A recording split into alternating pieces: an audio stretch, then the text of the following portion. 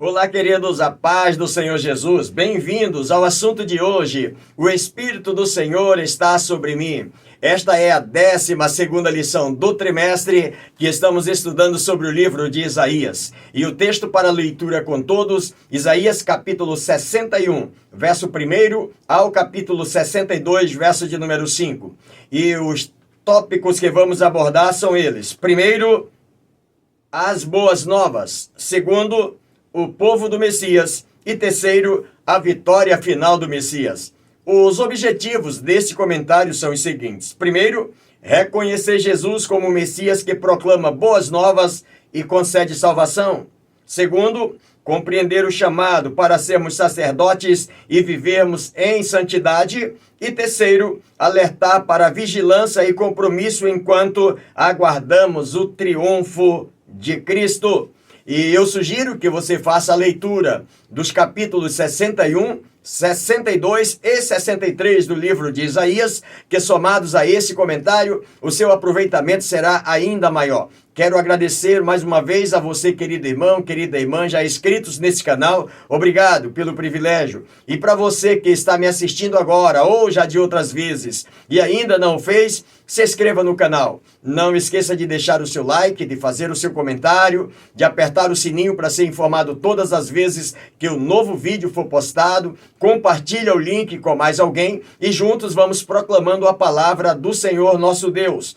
Na introdução do comentário, mais do que textos amplamente conhecidos como Isaías capítulo 61, verso 1 e verso 2, onde o escritor começa falando que o Espírito do Senhor está sobre mim, também capítulo 62, verso 2, esses capítulos apresentam bênçãos exuberantes que transcendem os limites da antiga ordem e, em certos aspectos, até mesmo os da era cristã. Primeiro tópico, as boas novas. Isaías 61, do verso 1 ao 11, ponto de número 1, o Senhor me ungiu. Isaías 61, do verso 1 ao 4. O escritor diz assim: o Espírito do Senhor está sobre mim, porque o Senhor me ungiu para pregar boas novas aos quebrantados, enviou-me a curar os quebrantados de coração, a proclamar libertação aos cativos e pôr em liberdade os algemados. À luz do escritor, apesar da ausência de identificação formal do orador, não devemos concluir que um novo personagem entrou em cena. As notas autobiográficas sugerem alguém que fora capacitado pelo Espírito do Senhor, pela unção do Espírito do Senhor, que está no verso 1. Uma referência inequívoca ao rei messiânico, registrado em Isaías capítulo 11, verso 1. Alguém sugeriu que, do lado dos capítulos 40 em diante do livro de Isaías, não tenha sido Isaías que escreveu, porque Isaías já não existia mais. Na verdade, é bem verdade que Isaías não existiu para ver o que aconteceu tanto no cativeiro babilônico quanto pós-cativeiro. Também como ele não viu o que aconteceu com o primeiro advento do Messias. Possivelmente também não viu o que vai acontecer no segundo advento. Mas as suas profecias, segundo os pensadores, foi Isaías, usado pela unção do Espírito de Deus, que profetizou e escreveu, registrando cabalmente aquilo que haveria de acontecer. E quando chegamos no capítulo 11 do livro de Isaías, verso de número 1, nós vamos perceber que o capítulo 61 parece que está coroando aquilo que está registrado lá no capítulo 11, que diz assim: porque brotará um renovo do tronco de Jessé, e das suas raízes um renovo frutificará. Queridos, quando olhamos à luz desse texto, esse renovo fala do Messias, que procederia da linhagem de Davi para cumprir o maior pacto davídico registrado na Bíblia. Em 2 Samuel, capítulo 7, verso 4 ao verso 11. Esse, portanto, é o 7º pacto registrado na palavra de Deus, na Bíblia Sagrada. Os demais são o pacto edêmico, que está lá no livro do Gênesis 1, verso 23, adâmico, que está no capítulo 3, verso 15, mosaico, capítulo 9, verso 1, abraâmico, capítulo 15, verso 18, mosaico, Êxodo, capítulo 19, verso 25, e palestino, Deuteronômio, capítulo 30, verso de número 3. Esse pacto com a casa de Israel, com a casa de Judá, no escritor aos Hebreus, ele faz menção desse pacto como um novo pacto que Deus está fazendo. Isaías capítulo 9, verso 7, o escritor diz: do incremento deste principado e da paz não haverá fim sobre o trono de Davi e do seu reino, para o firmar e o fortificar em juízo e em justiça, desde agora e para sempre, o zelo do Senhor dos Exércitos fará isto. E quando observamos à luz desse texto, à luz da palavra de Deus, podemos observar o seguinte: Isaías capítulo 11, quando ele chega no verso de número 2, ele descreve com clareza os atributos desse Messias. E quais são eles, pastor? Primeiro ele começa dizendo o Espírito do Senhor. Depois, o espírito de sabedoria, de inteligência, de conselho, de fortaleza, de conhecimento e de temor do Senhor, atingindo, portanto, a perfeição de Deus. Isaías capítulo 42, verso de número 1, esse rebento é chamado de servo, de eleito, aquele que faz a vontade de Deus. Juízo produzirá entre os gentios e... no primeiro advento, ele vem para trazer justiça. No segundo advento, ele vem para trazer juízo. É o que aconteceu. No primeiro advento, ele vem trazendo justiça. Como assim, pastor? Colocando todos os povos em pé de igualdade. Aonde existia a parede da separação, de que ninguém podia chegar na presença de Deus, ele vem e quebra, derruba essa parede da separação, deixando agora o livre acesso para todos os povos, todas as nações chegar diante dele. É o primeiro advento, trazendo justiça para a terra. O segundo advento, ele vem trazendo juízo, julgar todas aquelas nações ou aqueles povos que ignoraram completamente a ação do primeiro advento. E quando nós observamos à luz do texto, irmãos, Jesus, ele é o rei que, desde o seu batismo e tentação, ele já havia aceitado a carregar a cruz do servo sofredor.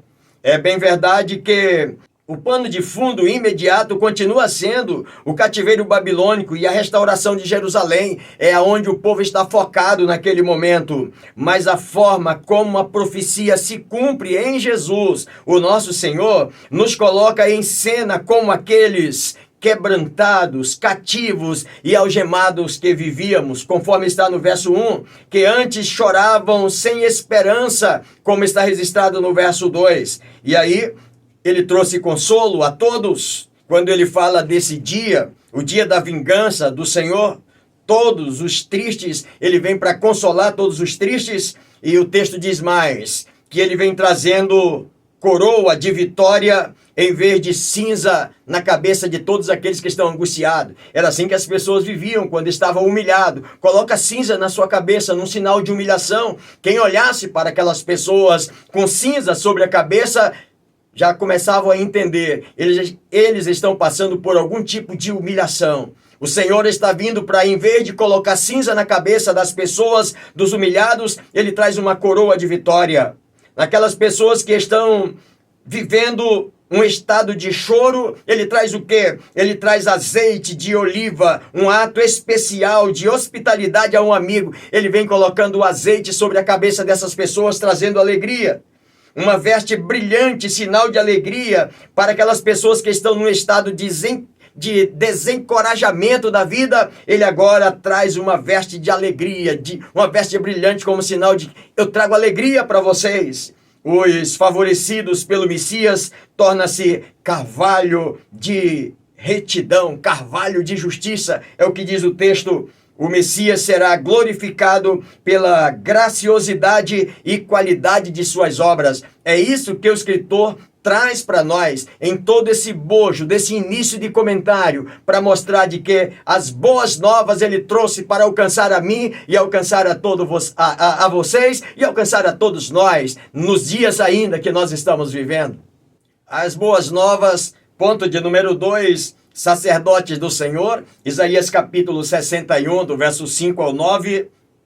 Ponto de número 2, ele diz assim: mas vós sereis chamados sacerdote do Senhor, e vos chamarão ministros do nosso Deus, comereis as riquezas das nações, e na sua glória vos gloriareis. Isaías 61, verso 6. Aqui o escritor mostra para nós que há uma mudança radical no cenário. Como assim? É que as nações que outrora eram hostis, que oprimiam Israel, agora antes a luz divina, a luz do Senhor, como está registrado no verso 3, elas se organizam vindo em romaria, caravanas vindo em direção de Jerusalém. E eles não vêm sozinhos, eles vêm trazendo todos os seus filhos e trazendo as suas riquezas. E o escritor ainda diz mais que essa romaria, eles não estão vindo como escravos, como alguém que foram escravizados, como alguém que são prisioneiros de guerra vindo para Jerusalém. Não, senhores. Nem tampouco a riqueza que eles estão trazendo são riquezas numa forma de indenizar Jerusalém por todo o mal que eles fizeram. Também não, senhores. O texto diz que não é realmente uma conquista de nenhum esforço militar que Israel está fazendo. Mas por que isso está acontecendo? Por que essas nações estão vindo? Por que estão trazendo a sua riqueza e entregando para Jerusalém?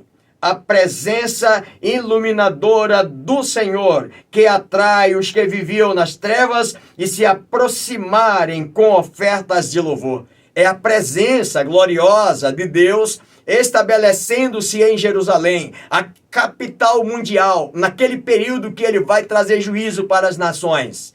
E as nações estão vindo, então, em romaria, trazendo as suas riquezas. Por isso o texto diz que eles vão se alimentar da riqueza dessas nações. E o texto ainda diz mais: os reinos do mundo passam a reconhecer Israel como uma nação constituída de sacerdotes e ministros do Todo-Poderoso. É importante observar nesse verso de número 6 que será uma época áurea para Israel. Ele se elevará espiritual de tal maneira que os estrangeiros respeitarão os israelitas como se todos fossem sacerdotes, ministros de Yahvé. O respeito será muitíssimo sobre Israel, para com Israel. A prosperidade e o prestígio espiritual terão como paralelos a prosperidade material. Vai acontecer esse prestígio, esse crescimento, esse valor espiritual, mas nesse bojo também vem o crescimento material, vem riquezas materiais também para Israel. Já registrado em Êxodo capítulo 19, verso 6, e o apóstolo Pedro, na sua segunda carta, no capítulo 2, verso 9, ele faz menção desse episódio, fazendo uma ponte também para os nossos dias, dizendo que, mas vós sois a geração eleita, o sacerdócio real, a nação santa, o povo adquirido para que anuncieis as virtudes daqueles que vos chamou das trevas para a sua maravilhosa luz. Portanto, o texto também faz alusão à igreja, a mim, a você, ao nosso povo, à nossa época, dos nossos dias. Também somos esse povo, essa geração eleita do Senhor, esse sacerdócio real, essa nação santa, anunciando as virtudes daquele que nos chamou das trevas para a sua maravilhosa luz. As boas novas, ponto de número 3, a alegria do Messias, Isaías 61, verso 10 e verso 11. Regozijar-me-ei muito no Senhor, a minha alma se alegra no meu Deus, porque me cobriu de veste de salvação. À luz do texto, nós vamos perceber o escritor mostrando para nós que os últimos versículos do capítulo, eles descrevem a alegria contagiante do profeta. E essa alegria contagiante, ele volta a falar em primeira pessoa após o resultado obtido em suas mensagens de boas novas, do verso 5 ao verso 9. E sua alegria repousa no Senhor, que ele vestiu de salvação e justiça.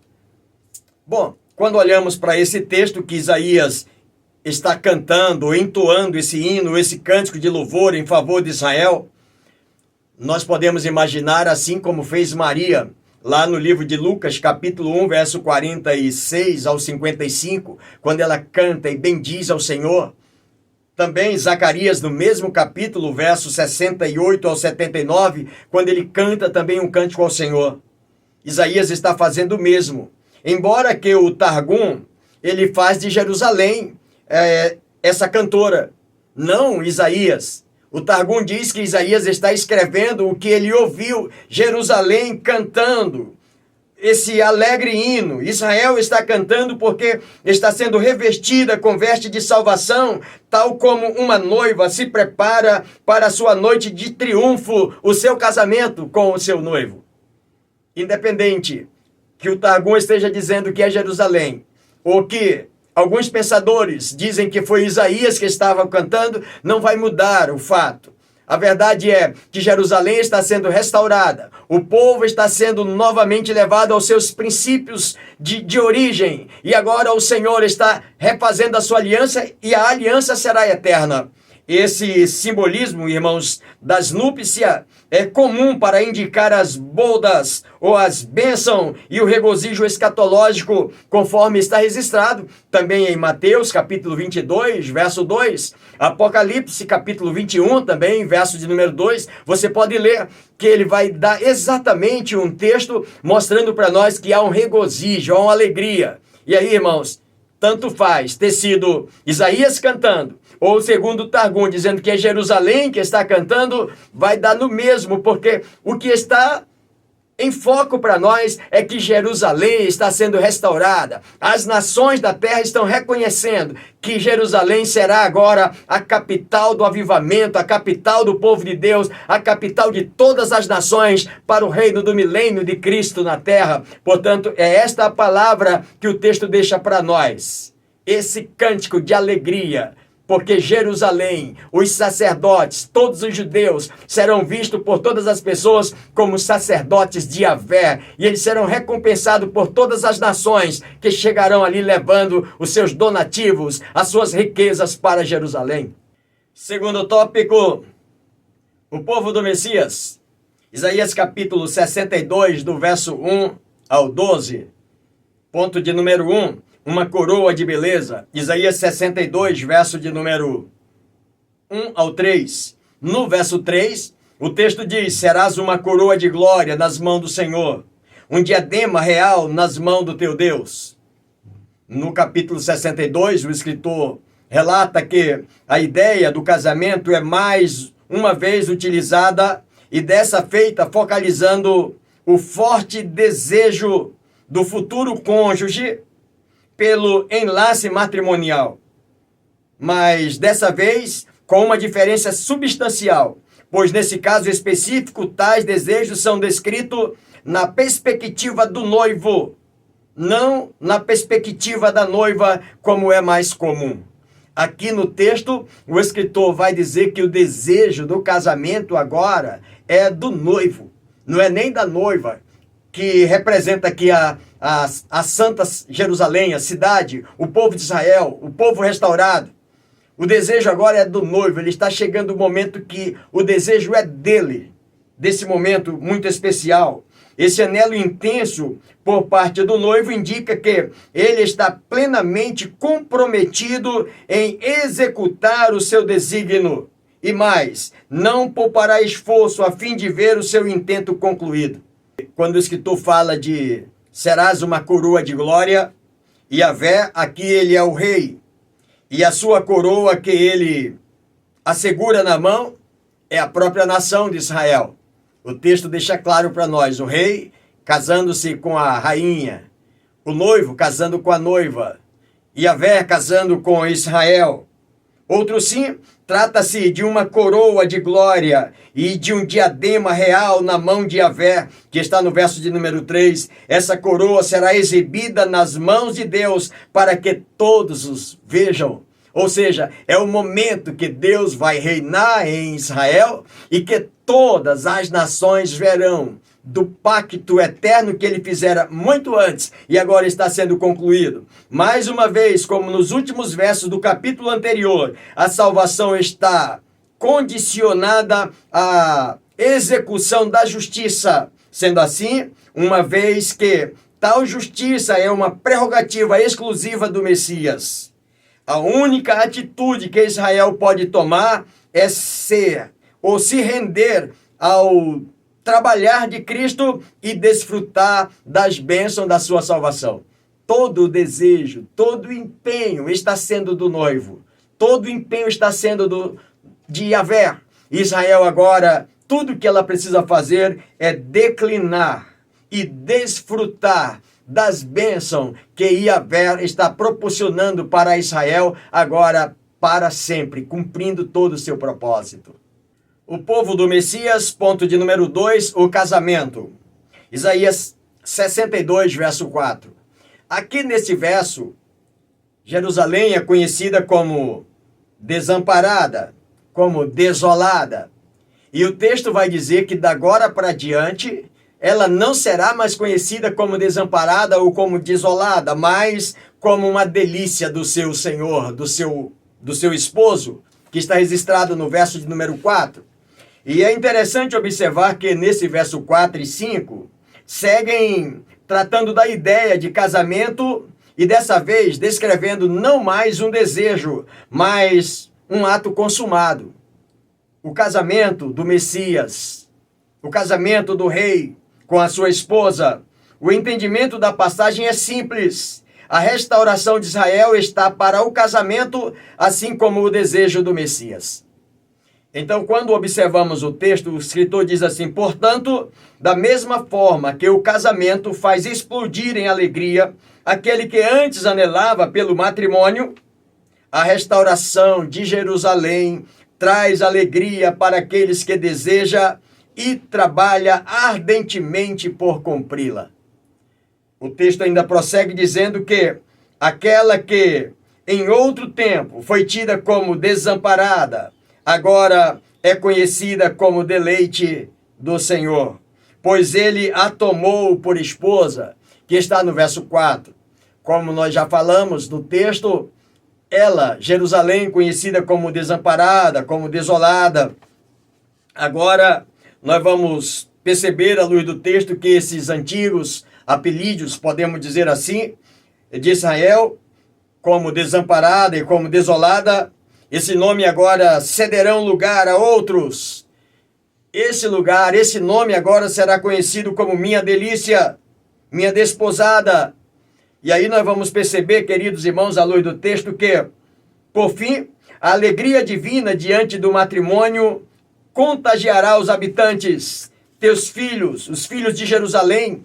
E nós percebemos no verso de número 6, do capítulo 54 do livro de Isaías, diz que ela é uma esposa abandonada por causa do seu pecado.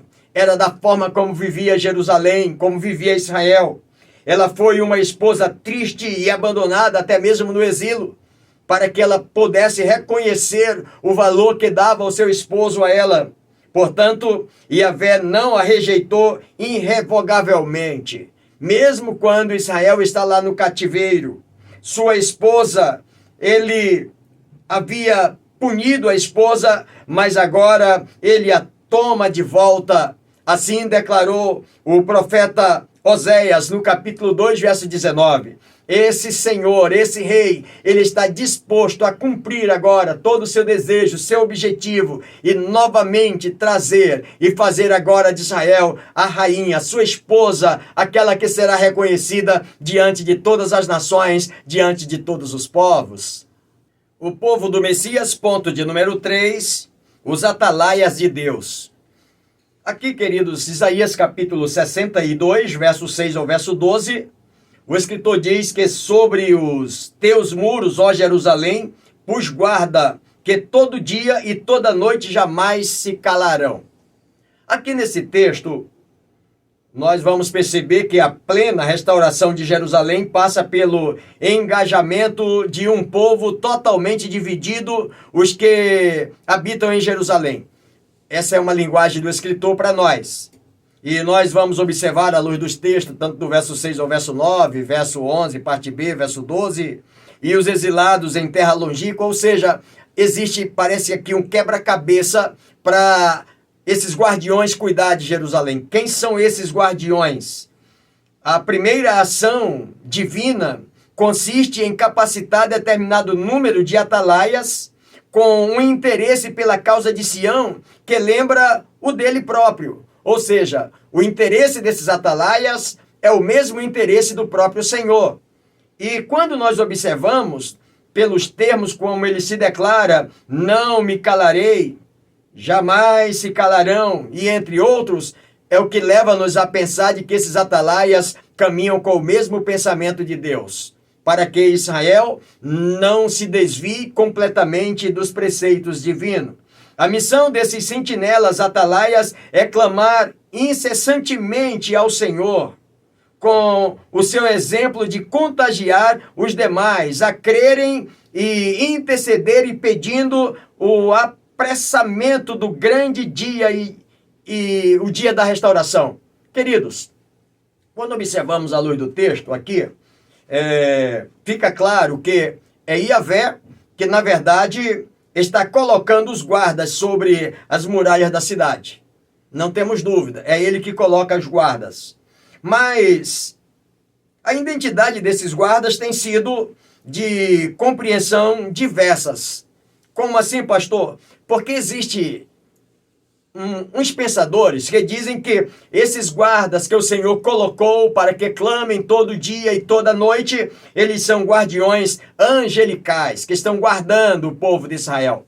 Mas uma segunda classe de pensadores, ele chegou a dizer que esses guardiões são vários profetas que tinham missões em favor de Jerusalém, especialmente no tempo do cativeiro babilônico. E aí eles incluem Isaías, Jeremias, Ezequiel, Daniel, que não se calaram, profetizando, clamando para que Israel não se desviasse, não se afastasse dos caminhos do Senhor, até que o Senhor restaurasse completamente essa nação. Mas ainda um outro grupo de pensadores dizem que esses atalaias são os grandes líderes de Israel, como Moisés, apesar que Moisés não vive mais nessa época, mas está a lei que representa Moisés. Certos reis que foram fiéis ao Senhor, que lutaram em benefício do nome do Senhor, e os profetas, tanto de Jerusalém, ou de Israel, quanto de Judá. Essas pessoas, à luz de alguns pensadores, todos eles trabalharam na mesma equipe, com o mesmo propósito, todos conservaram perante o povo o nome de Yahvé e não guardando silêncio. Todas essas pessoas, tanto a lei, quanto os profetas, até mesmo os atalaias angelicais, para que Israel se conservasse fiel diante de Deus. Os profetas não deram descanso a Israel, e eles não terão descanso enquanto ele, Yahvé, não restaurar e glorificar a cidade de Jerusalém. É isso que alguns pensadores mostram, que os profetas até hoje, registrados lá, estão falando que Jerusalém será restaurada e que o povo não deve se desviar, deve se manter no trilho certo até que o noivo chegue e restaure a sua cidade, a sua noiva.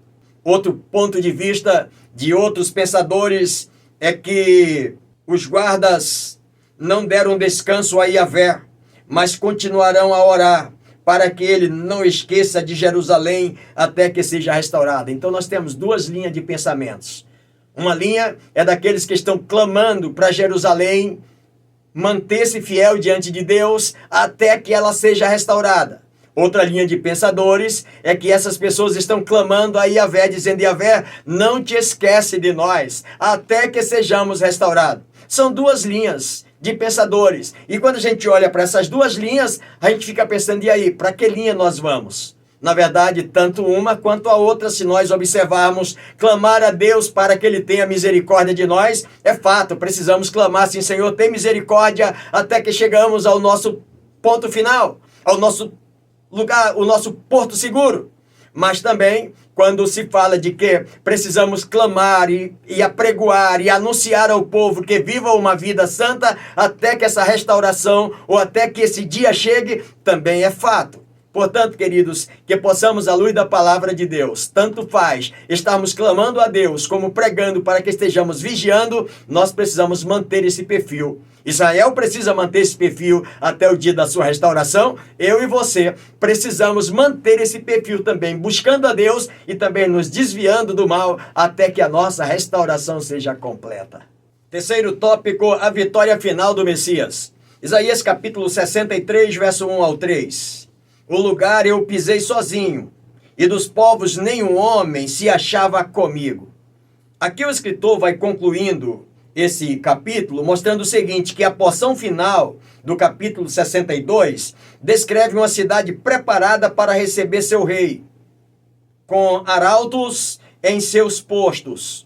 No verso de número 6, diz que pisei os povos na minha ira. É uma das palavras, das colocações desse arauto. Já no verso de número 11, ele diz que coloca no meio deles o seu Espírito Santo, no meio dessa cidade que está preparada para receber esse rei. Porém, é curioso que as sentinelas não conseguem identificar a figura imponente que se apresenta até que este se identifique, que está no verso de número 1. Quando o escritor começa perguntando quem é que vem de Edom, ou de Edom de Bozra. Essa cidade, Bozra, é a capital de Edom. Quem é esse que vem da capital de Edom? Com vestes tintas ou com vestes de cores vivas? Irmãos, Edom, ele representa a incorporação das hostilidades contra o povo de Deus. E esse personagem, esse arauto, ele vem exatamente de lá. Quem é ele? E Yahvé responde que é ele mesmo que vem. Tão glorioso e triunfante, ele virá como vingador. Ele está vindo exatamente para vingar toda a opressão de todas as nações que se levantaram contra Israel. No verso de número 2 do capítulo 63, por que estão vermelhas as tuas vestes, como as daquela que pisa as uvas no lagar? Quando ele fala de lagar, é porque no lagar as uvas eram pisadas aos pés. Dali o suco fluía para dentro dos receptáculos do vinho. Alguém pisava dentro do lagar, as uvas eram amassadas, o vinho tomava o seu caminho, mas as vestes daquele que pisava ficava salpicada. As vestes desse personagem que vem de lá, dessa capital do Edom, então ela vem salpicada de sangue. Agora escute uma coisa à luz do texto. O suco da videira manchava as vestes daquele que pisava o lagar. Lá no livro do Apocalipse, capítulo de número 14, verso 19, Joel, capítulo 3, verso 13, ele faz uma declaração profética, já naquela época, dizendo: lançai a foice, porque já está madura a seara. Vinde, descei, porque o lagar está cheio, e os vasos dos lagares transbordam, porque a sua malícia é grande. Chegou a hora de que a foice seria lançada exatamente para vidimar todas aquelas nações que oprimiram Israel. No Apocalipse capítulo 14, verso 19, o escritor diz que o anjo meteu a sua foice à terra e vidimou as uvas da vinha da terra. E no Apocalipse capítulo 14, verso 20, o lagar foi pisado fora da cidade e saiu sangue do lagar até aos freios dos cavalos.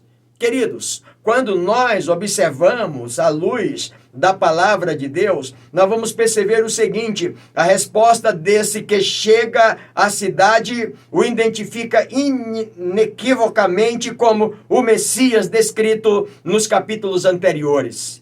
E aí, queridos, quando observamos a luz desse texto, nós percebemos o seguinte: Isaías capítulo 63, verso de número 3, o lagar o pisei sozinho, diz o texto. Significa que o poder divino é que controla as atividades dos homens. Alguns estudiosos pensam que o simbolismo aqui fala da expiação de Cristo Jesus lá no Calvário, dessa situação dele todo ensanguentado. Essa interpretação, segundo alguns pensadores, ela está longe da marca certa, Apocalipse capítulo 19, verso 3, ele estava vestido de uma veste salpicada de sangue e o nome pelo qual se chama é a palavra de Deus. É bem verdade que ele vem, Isaías tem uma visão plena de como é que ele vem. No primeiro advento, sim, ele vem com justiça, como já falei para você no tópico anterior, de que ele vem com justiça, trazendo igualdade a todos os povos. Mas aqui não, aqui ele não está trazendo mais igualdade a todos os povos, ele está trazendo justiça ou juízo sobre aqueles que oprimiram o seu povo, oprimiram Jerusalém. Por isso o texto deixa claro de que aqui é o dia da ira, do juízo de Deus, aquele dia da sua vitória final. A vitória final do Messias, ponto de número 2, o dia da vingança. Isaías 63, verso 4 ao verso 6. Porque o dia da vingança me estava no coração, e o ano dos meus redimidos é chegado. Ou seja, já dá para a gente entender de que o que está acontecendo ou o que vai acontecer está completamente planejado. À luz do escritor, os primeiros versos do capítulo apresenta a justiça divina como uma ação planejada, não fruto do impulso do momento. Deus, diz o escritor, ele não é um governante tirano, sanguinário, que busca saciar-se, mas um juiz justo, cuja vingança tem como objetivo a redenção dos santos e a erradicação do mal. Esse momento da justiça, do juízo que está no seu coração para erradicar completamente o mal. A interrupção do poder do mal é indispensável para a libertação dos que estão presos em suas garras. Jesus deixou claro isso para os seus discípulos no livro de Mateus, capítulo 12, verso de número 28 e 29, quando ele disse para os discípulos: se eu expulso o demônio pelo poder de Deus, é porque é chegado a vós o reino de Deus. Jesus ainda disse mais: ou como pode alguém manietar ou entrar na casa do valente sem primeiro manietar o valente? Alguém, para entrar na casa do valente, tem que primeiro amarrar o valente. É isso que Jesus está mostrando, Isaías está vendo. Que esse Senhor, ele vai julgar, ele vai amarrar todos os valentes, ou seja, todos serão punidos. O mal será erradicado de entre os povos em todo o mundo. O escritor ainda diz que essa relação entre a vingança e a redenção é central à obra do Messias, também destacada em Isaías 61, verso 2, onde o Messias anuncia o ano aceitável do Senhor, um tempo da graça, o dia da vingança, o dia da justiça. Queridos, quando olhamos para esse texto, é bom olhar para a história e percebermos que lá no começo, lá no livro do Êxodo, capítulo de número 4, verso 22 a 23, nós temos ali a história começando desse povo de Israel. O Senhor chamando de meu filho. E quando chegamos no capítulo 12 de Êxodo, verso 1 ao 32, nós temos ali a instituição da Páscoa, Deus formando uma aliança com esse povo. Quando chegamos lá no capítulo 14, verso 9 ao 15, nós temos o grande livramento de Deus para Israel, mostrando que Deus tem um compromisso com esse povo lá no começo. Não é simplesmente por acaso que agora ele está tomando vingança, libertando esse povo simplesmente porque ele chegou. Não, irmãos, está planejado. Está no propósito de Deus, por isso que o escritor diz que estava já no coração. Um dia vai chegar de todos aqueles que colocam a mão sobre os meus filhos, sobre os meus eleitos, sobre os meus escolhidos. O dia da vingança vai chegar. Agora escute uma coisa, à luz do texto, o escritor diz o seguinte: a expressão em meu coração evidencia que a vingança divina não é um ato intempestivo, mas a execução de um plano perfeito e soberano. Esse plano será plenamente cumprido pelo poder de Cristo Jesus. Um plano, como falei para você, já começando lá no Êxodo. E para concluir esse tópico, leia o que está registrado no livro do Apocalipse, capítulo 19, do verso 15 ao verso 21. A vitória final do Messias, ponto de número 3, a bondade do Messias. Isaías capítulo 63, do verso 7 ao 19. No verso 7, Isaías começa dizendo o seguinte: celebrarei as benignidades do Senhor e os seus atos gloriosos. segundo tudo que o Senhor nos concedeu e segundo a grande benignidade para com a casa de Israel. Queridos, o profeta interrompe sua narração e irrompe em ação de graças e oração.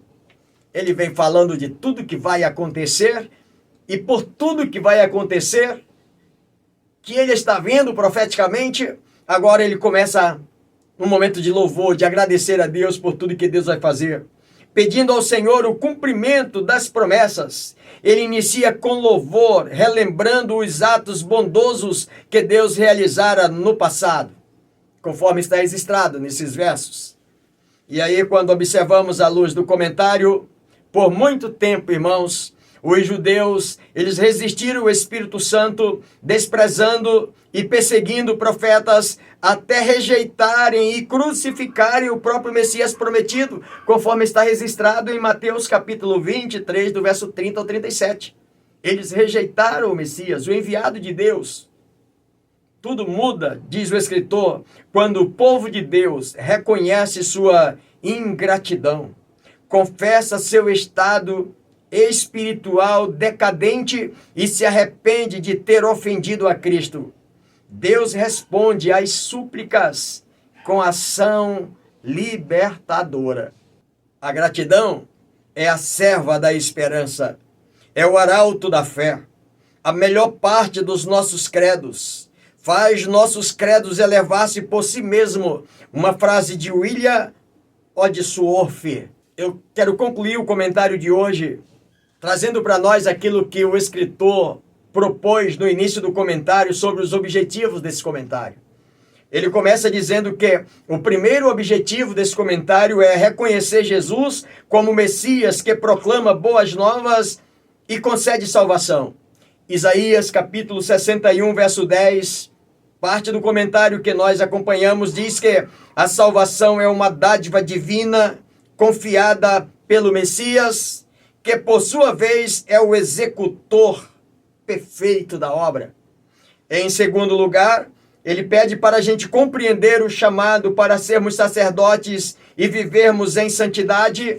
E aí nós podemos observar, conforme está registrado na segunda carta do apóstolo Pedro, no capítulo 2, verso também de número 9, quando ele diz que vós sois a geração eleita, o sacerdócio real, a nação santa, o povo adquirido, para que anuncieis as virtudes daqueles que vos chamou das trevas para a sua maravilhosa luz. Nós também estamos incluídos nesse sacerdócio de Cristo. E por último ele diz: alertar para a vigilância e compromisso enquanto aguardamos o triunfo de Cristo. Isaías capítulo 63, verso 4 ao verso 6, porque Deus não é um governante tirano sanguinário que busca saciar-se, mas um juiz justo cuja vingança tem como objetivo redenção dos santos.